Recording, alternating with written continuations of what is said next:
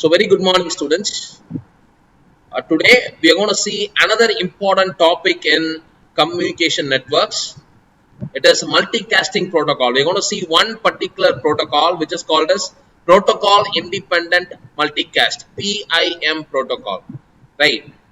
This is a multicasting protocol, and we have already seen what is multicasting. Multicasting na enna, multicasting oda techniques enna irukku, adha eppadi la route agudhu, idu ellame paathirundom.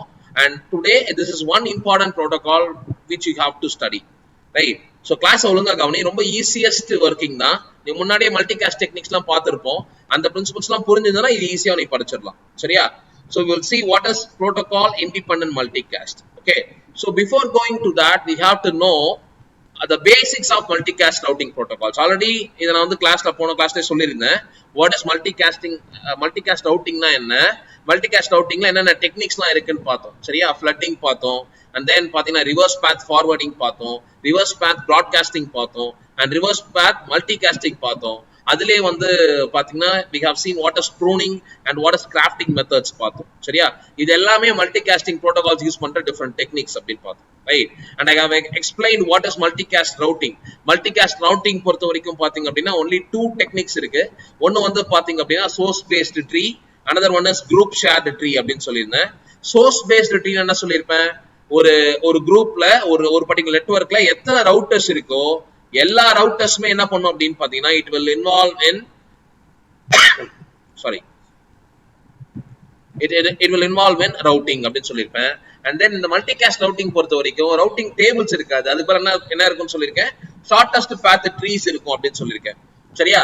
So source paste ட்ரீனா என்னன்னு சொல்லிருந்தேன், எல்லா ரவுட்டர்ஸ்மே it will have its own shortest path trees. Right? If you take this particular router, ஒரு நோட்ல ஒரு particular நெட்வொர்க்ல இந்த ரெண்டு router இருக்கு அப்படின்னு பாத்தீங்கன்னா இந்த ரெண்டு ரவுட்டருமே என்ன வச்சிருக்கும் அப்படின்னு பாத்தீங்கன்னா it will has shortest path trees. சரியா? எத்தனை குரூப் இருக்கோ அத்தனை shortest path trees இருக்கும் அப்படின்னு சொல்லிருப்பேன். and then அதை வச்சு டேட்டா டிரான்ஸ்ஃபர் நடக்கும், ரவுட்டிங் நடக்கும் அப்படின்னு சொல்லிருப்போம். சரியா? and what is group shared tree? group shared tree என்ன கான்செப்ட்? சேம் கான்செப்ட் தான். பட் ஆனா அது ஒரே ஒரு டிஃபரன்ஸ் என்னன்னா not all the routers, எல்லா ரவுட்டர்ஸும் இன்வால்வ் ஆகாது. எல்லா ரவுட்டர்ஸும் என்ன பண்ணும் அப்படின்னு பாத்தீங்கன்னா அதுக்கு வர பாக்கெட்டை it will send to the rendezvous router RP, that is root router னு சொல்லலாம், இல்ல ரெண்டஸ்பஸ் ரவுட்டர் அப்படின்னு சொல்லலாம். அந்த ரவுட்டருக்கு சென்ட் பண்ணிடுவாங்க. அப்போ அந்த நெட்வொர்க்ல இருக்கல ஒரே ஒரு ரவுட்டர் தான் என்ன இருக்கும்னா ரெண்டஸ்பஸ் ரவுட்டரா இருக்கும்.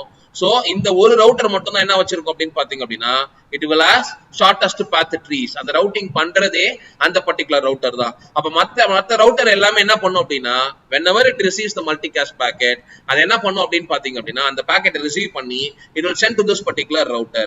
இந்த ரவுட்டர் தான் என்ன பண்ணும் அப்படின்னா எக்ஸாக்ட் ரவுட்டிங்கே பண்ணும் அப்படின்னு சொல்லியிருக்கேன். சரியா? So this is the basic information about source based tree and group shared tree. இந்த techniques use பண்ணி தான் different protocols பண்ணிருக்கோம் அப்படினு சொல்லிருப்பேன். and I have already explained what is MOSPF and that is DVMRP அப்படினா என்ன, அதுல என்ன techniques follow பண்ணிருக்கோம் அப்படின்றத சொன்னேன். சரியா?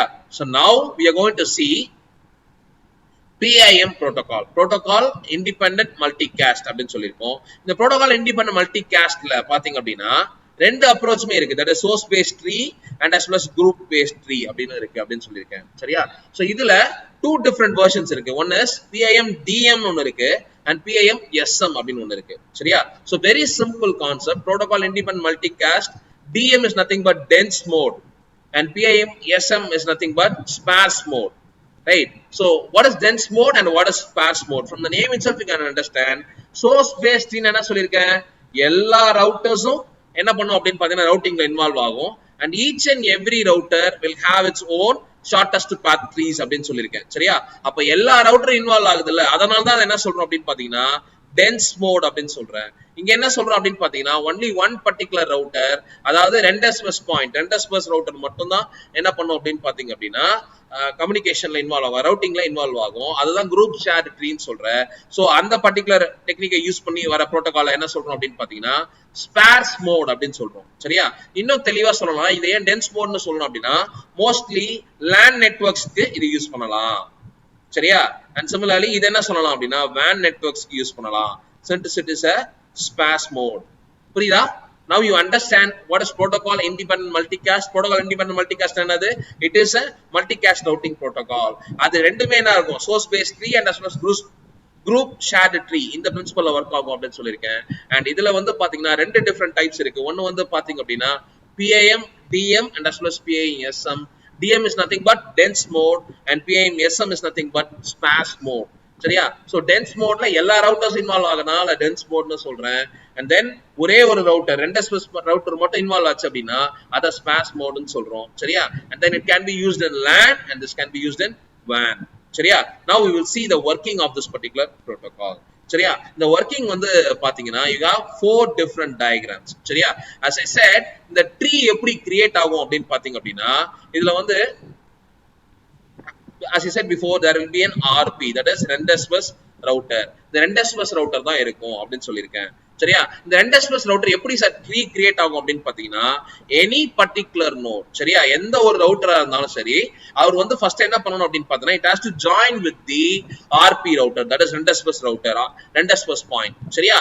இந்த Rendes bus routerக்கு ஜாயினிங் பண்ணிட்டு அது என்ன ஆகும் அப்படினா ஜாயின் பண்ண உடனே it will be creating a tree. சரியா? for example now in this particular A இதுல பாத்தீங்க அப்படினா என்ன இருக்கு R4 it will send a message to RP. எப்படி சென்ட் பண்ணும்? R2 மூலமா தான் சென்ட் பண்ணும். சரியா? so it will send a joining message. சரியா? it will send a joining message to RP. joining message எப்படி இருக்கும்னா எத்தனை ரவுட்டர்ஸ் கடந்து போதோ அந்த ரவுட்டர்ஸ் எல்லாமே என்ன பண்ணும் அப்படினா it will have a note of this particular joining message வச்சிட்டு it will create its own table. அந்த routers எல்லாமே என்ன பண்ணும் own forwarding table create பண்ணிக்கும். சரியா? so இப்ப பாத்தீங்க அப்படினா R4 என்ன பண்ணும் R2 மூலமா போயிருக்கும் and then R2 வந்து பாத்தீங்க அப்படினா it will send the information to RP. சரியா?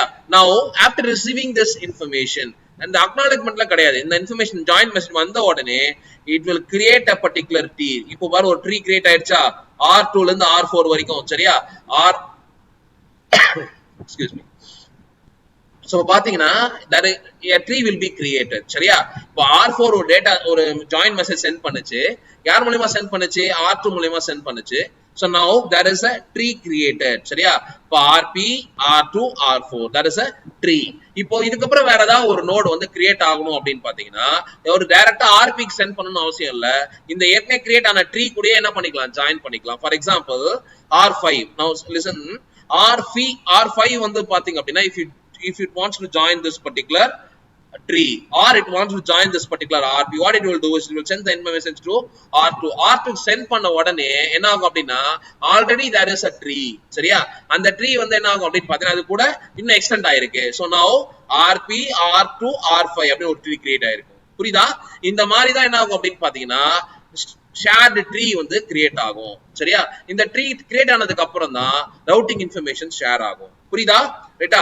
the same thing source specific tree அப்படினு ஒன்னு கிரியேட் பண்ணலாம். எப்படி கிரியேட் பண்ணலாம் அப்படினா if Rendes bus point want to join with any particular router, for example இப்போ இங்க பாரு RP will create a source specific tree. source specific tree பாரு R1 க்கு ஒரு source specific tree கிரியேட் பண்ணோம். சரியா? அப்போ RP will join with R1. சரியா? இந்த டாட்டட் லைன்ஸ் இருக்குல இது என்ன சொல்றோம்னா source specific tree அப்படினு சொல்றேன். இந்த continuous line solid line என்ன சொல்றேன் அப்படினு பாத்தீங்க அப்படினா shared tree அப்படினு சொல்றேன். புரியுதா? ரைட்டா? சோ இப்படியே வந்து பாத்தீங்க அப்படினா ஒரு ட்ரீ கிரியேட் பண்ணலாம். similarly இப்போ R5 வந்து இந்த source specific tree ஜாயின் பண்ணாலும் என்ன பண்ணலாம் it can join யாருக்குனே R1 கூட இந்த ட்ரீ கிரியேட் ஆயிருக்கா அது கூட என்ன பண்ணலாம் கிரியேட் ஆகலாம். so that now R1 R3 R2 R4 and R5 இதெல்லாம் என்னது ஒரு source specific tree கிரியேட் பண்ணும். சரியா? so this is how the communication will take place. சரியா? அந்த ரவுட்டிங் நடக்கிறதுக்கு முன்னாடி what it will do is each and every router will send a join message to the RP and it will create a shared tree. சரியா? and using that particular shared tree data transfer will happen. சரியா? இப்போ பாரு ஒரு multicast routing எப்படி நடக்குதுன்னு பாரு. after creating all the particular shared tree, now the communication இப்ப இந்த host என்ன பண்றாரு அப்படினு பாத்தீங்கன்னா it has to send a multicast packet. அதாவது இது ஜீன்றது ஒரு group of இதுக்கு வந்து சென்ட் பண்றது தான் ஜீன் சொல்றோம். சரியா? மல்டிகாஸ்ட் பாக்கெட் தான் நீ ஜீன் சொல்ற. இப்போ இந்த மல்டிகாஸ்ட் பாக்கெட்டை இப்போ இங்க இருக்கிற எல்லா ரவுட்டர்ஸ்க்கும் சென்ட் பண்ணனும் அப்படினு பாத்தீங்கன்னா எல்லாருக்கும் தனியா சென்ட் பண்ணனும்னு அவசியம் இல்ல. what it can do is it will send the information to the RP. சரியா? RP க்கு சென்ட் பண்ணிட்டாவே போதும். RP க்கு ஏற்கனவே என்ன இருக்கு அப்படினா shared tree கிரியேட் பண்ணி வச்சிருக்கோம். அந்த ட்ரீல share பண்ணிச்சுனாவே it will send to the all the routers. Right? so now listen, So in the message வந்து பாத்தீங்க அப்படின்னா இந்த packet வந்து it is sent to the R1. Now R1 what it will do is it will push that particular packet to the RendezBus router. RendezBus router க்கு send பண்ணுது சரியா. So now R1 what it will do is it will send to R3. எப்படி send பண்ணுது? RP வந்து destination, G வந்து source address அப்படின்னு send பண்ணுது சரியா. And then திருப்பி பாத்தீங்கன்னா R3 என்ன பண்ணுது? Once again it send that information to RP. RP க்கு send பண்ணும். இப்போ RP என்ன பண்ணும்? After receiving that particular packet, okay, நமக்கு தான் வந்திருக்கு, இதுதான் destination, இது ரிசீவ் ஆயிருக்கு. இப்போ இந்த Gன்ற packet என்ன பண்ணணும் அப்படின்னா அதுக்கு கீழே கிரியேட் ஆயிருக்க எல்லா shared treeக்கு send பண்ணும். So now listen, it sends the packet to the R2 and then R2 என்ன பண்ணுது? R4 send பண்ணும் and R5 க்கு send பண்ணும். புரியுதா? This is how multicast routing will take place சரியா. And then very important point என்ன அப்படின்னு பாத்தீங்க அப்படின்னா this is one particular technique. Apart from it, இப்போ இந்த routers, இந்த multicast routers வந்து பாத்தீங்கன்னா வேர்ல்டு வைட் ரொம்ப நிறைய multicast routers இல்ல. இன் ஃபியூச்சர்ல தான் வந்து பாத்தீங்க அப்படின்னா எல்லா ரவுட்டர்ஸ்மே வந்து பாத்தீங்கன்னா நிறைய multicast routers இன்ஸ்டால் பண்ண முடியும். இப்போ நம்ம யூஸ் பண்ற மோஸ்ட் ஆஃப் த routers என்ன இருக்கு அப்படின்னு பாத்தீங்க அப்படின்னா unicast routers சரியா. what is unicast routers? unicast routers நான் என்ன சொல்லிருக்கேன்? only one particular destination, ஒரு டெஸ்டினேஷன் மட்டும் தான் அவரால ரீச் பண்ண முடியும். பட் நான் multicast addressing நான் என்ன சொல்லிருக்கோம்? ஒரு group of people க்கு அட்ரஸ் பண்றது multicast routing சரியா. அப்போ இப்போ unicast router தான் நிறைய இருக்கு, multicast router கம்மியா இருந்துச்சு அப்படின்னு பாத்தீங்கன்னா எப்படி டேட்டா ட்ரான்ஸ்ஃபர் பண்ணலாம் சரியா. அப்ப பாத்தீங்கன்னா ரெண்டு particular technique is there. one is logical tunneling, another one is M-bone சரியா. Two techniques, one is logical tunneling, another one is M-bone, which means இந்த diagram நான் clear explain பண்றேன். that is multicast routers ரொம்ப கம்மியா இருக்கு. for example இப்ப பாத்தீங்கன்னா R1, R2, R4 and as well as R3 இந்த நாலு மட்டும் தான் இந்த டயகிராம்ல multicast routers. மீதி எல்லாமே என்னதுன்னா unicast routers சரியா. இப்ப பாத்தீங்க அப்படின்னா this particular router will not be able to support this particular information, அதாவது multicast router ஓட இன்ஃபர்மேஷனை இவரால சப்போர்ட் பண்ண முடியாது. ஏன்? இவரால என்ன பண்ண முடியும் அப்படின்னு பாத்தீங்கன்னா only unicast address தான் அவரால சப்போர்ட் பண்ண முடியும். புரியுதா? So and if this is the case, if there is only minimum number of multicast routers, இதெல்லாம் என்னது ஒரு ஐலண்ட் மாதிரி இருக்கும் சரியா. இந்த இடத்துல இருக்கு, இந்த இடத்துல இருக்கு, இந்த இடத்துல இருக்கு, இந்த இடத்துல இருக்கு. there is no logical connection between this particular routers சரியா. only if it is connected it can able to transfer that multicast information சரியா. so if in that case what we can do is we can use the principle of logical tunneling. what is logical tunneling அப்படின்னு பாத்தீங்க அப்படின்னா multicast routers can be above the group of unicast routers. இப்ப இந்த unicast routers குள்ள என்ன இருக்கும் அப்படின்னு பாத்தீங்கன்னா 1 or 2 multicast routers இருக்கலாம். அப்படி இருந்துச்சுன்னா என்ன பண்ணும் அப்படின்னு பாத்தீங்கன்னா we can create a logical tunneling, logical tunnel between the multicast routers. இப்ப பாத்தீங்கன்னா இங்க இருந்து ஒரு logical tunnel, இதுக்கு ஒரு logical tunnel. what is logical tunnel அப்படின்னு பாத்தீங்க அப்படின்னா we can send the multicast package, multicast route package with the unicast router itself. ஆனா எப்படி பண்ணனும் அப்படினு பாத்தீங்கன்னா the multicast packet is encapsulated with the unicast packet. புரியுதா? excuse. that is multicast packet இருக்கு அப்படினா அது அப்படியே ட்ரான்ஸ்ஃபர் பண்ண முடியாது. ஏனா unicast routerல என்ன பண்ண முடியாது? multicast packet ட்ரான்ஸ்ஃபர் பண்ண முடியாது. so what it will do is this multicast packet is encapsulated with the unicast packet. சரியா? இது வந்து என்னது? unicast packet. unicast packetல அதை encapsulate பண்ணிரலாம்.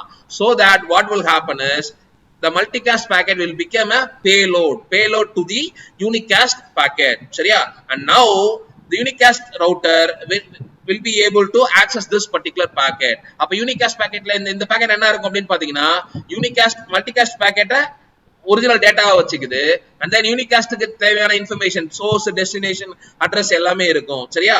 so now what it will do is this router will able to process that particular unicast packet. process பண்ணிட்டே இருக்கும் and then once it reaches this particular router அது என்ன பண்ணும் அப்படினா multicast packet ரீச் பண்ண முடியும். புரியுதா? multicast packet access பண்ண முடியும். சரியா? so whenever there is a group of unicast router multicasting packet transfer பண்ணனும் அப்படினு பாத்தீங்கன்னா we can use this logical tunneling process, which is nothing but putting the multicast packet inside a unicast packet. சரியா? encapsulate பண்ணி அந்த unicast packet cross பண்ற வரைக்கும் unicast router network cross பண்ற வரைக்கும் என்ன பண்ணலாம் அப்படினா unicast technique follow பண்ணிட்டு and then you can access the multicast routing. புரியுதா? ரைட்டா? now for example M-bone அப்படினு ஒன்னு இருக்கு. M-bone is nothing but multicast backbone network.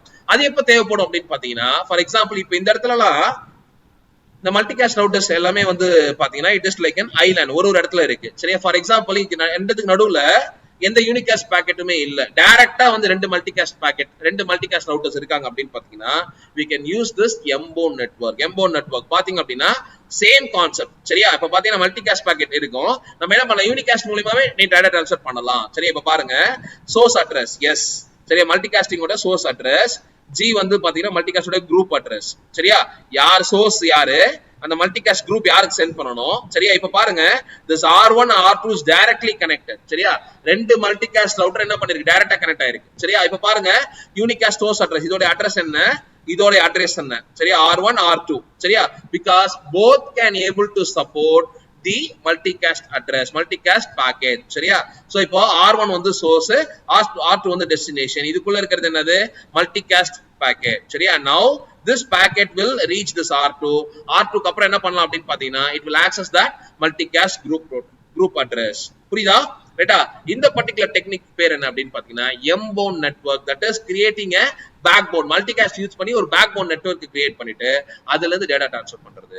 புரியுதா right. now what we have seen what is multicast routing protocols, அதுல என்னென்ன techniques இருக்குன்னு முன்னாடியே சொல்லியிருந்தேன். அதுல ஃபர்ஸ்ட் புரோட்டோகால் என்ன பார்த்திருக்கோம் அப்படின்னா PAM புரோட்டோகால் பார்த்திருக்கோம். அதுல என்ன இருக்கு, DM and as well as SM, dense mode and as well as sparse mode, and then அதோட working எப்படி இருக்குன்னு சொல்லியிருந்தேன் சரியா. ஒரு shared tree எப்படி கிரியேட் பண்றாங்க, group specific tree எப்படி கிரியேட் பண்றாங்கன்னு சொல்லியிருந்தேன்.